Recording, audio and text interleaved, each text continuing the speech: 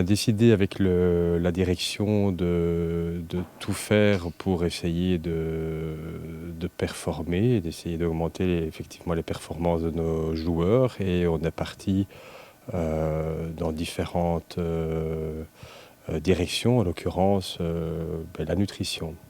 On en parle beaucoup, on en parle de plus en plus. Donc on se dit que chaque pourcent positif pour amener nos joueurs au top niveau est bon à prendre. Et donc on a décidé de faire une prise de sang un peu plus approfondie que celle précédemment, qui vont essayer de mettre en évidence les problèmes de nutrition, mais surtout de micronutrition, avec des carences en vitamines, en acides aminés, en oligo-éléments. Et de ce constat, on va, avec l'apport d'une nutritionniste, on va mettre en place des entrevues individuelles avec épouse pour chaque joueur. Je suis simplement venue parler aux joueurs d'une part de la base de l'alimentation, ce que ça peut apporter, et puis les petites spécificités qui font qu'un sportif de haut niveau performe encore mieux. Je pense qu'il y a effectivement des liens entre l'alimentation et la performance, mais il y a surtout, et pour moi c'est là que je suis très intéressé, c'est qu'il y a certainement des liens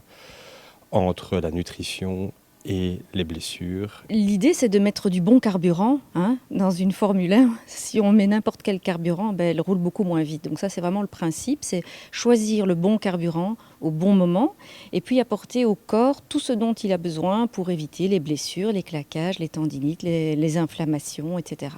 Alors vous avez des exemples concrets que vous allez leur donner de ce qu'il faut faire, ne pas faire peut-être ? Oui, on va parler de la qualité des glucides juste avant, pendant, après l'effort et qui doit être différente de celle des glucides qu'on va manger en dehors de toute activité. Ça, c'est un exemple. On va parler de l'hydratation qui est souvent problématique également auprès des sportifs et de la qualité du gras parce qu'en fonction du type de gras que l'on mange, on va plutôt favoriser une inflammation ou pas.